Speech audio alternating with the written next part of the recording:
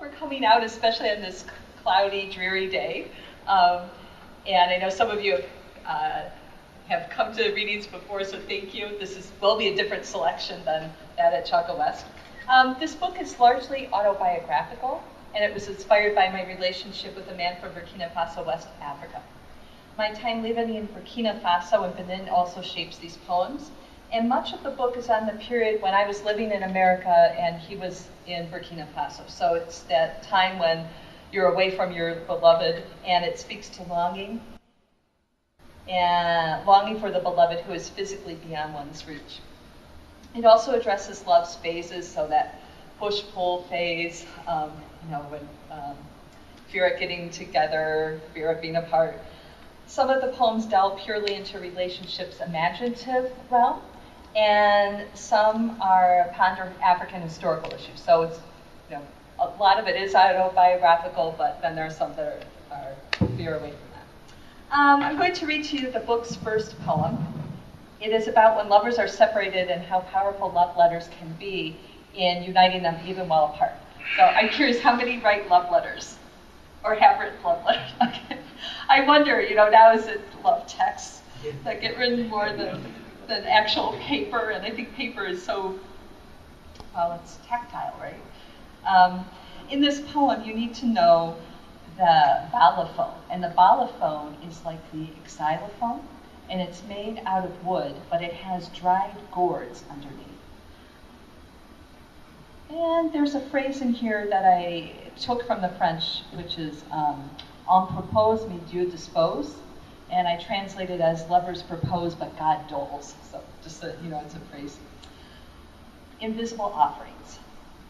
Seeds bring invisible to visible. They shelter dark shining.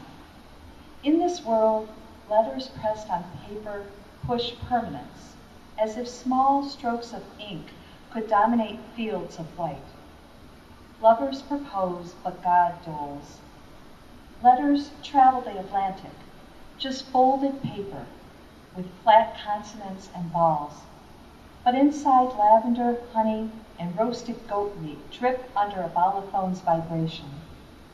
The right conditions make dreams crack the shelter, break the seed's shell, so promise is green, becoming visible.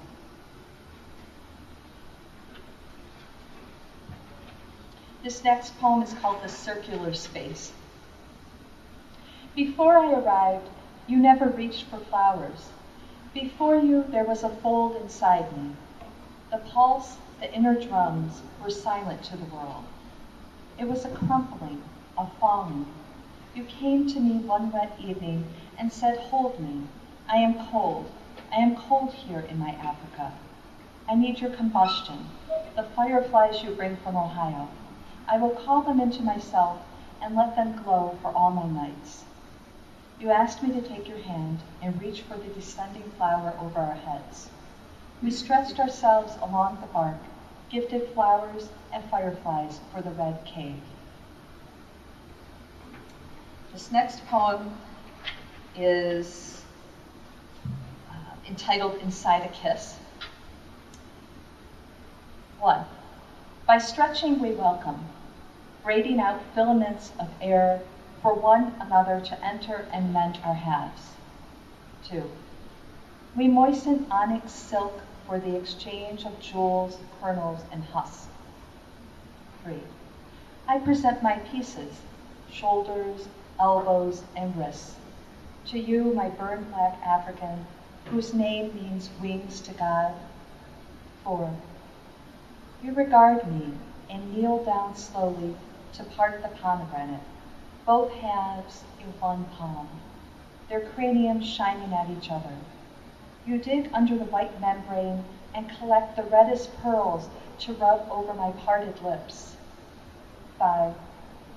I haul buckets of coal out from my innermost depths, light them, and blow the hot glow towards you. 6. With one bronze-coated exhale, your elephant's tusks embrace me and arch over my extended hands.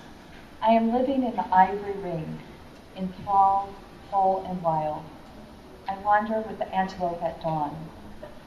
7. My crystal gazebo shatters, and instead of shards of glass, snow falls all around.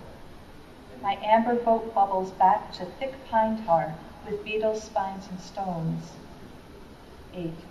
From these worlds we breathe. 9. We fall whole, spinning down a tiger maple staircase, hands spread, scattering gold, your mouth open wide, spiraling down inside mine.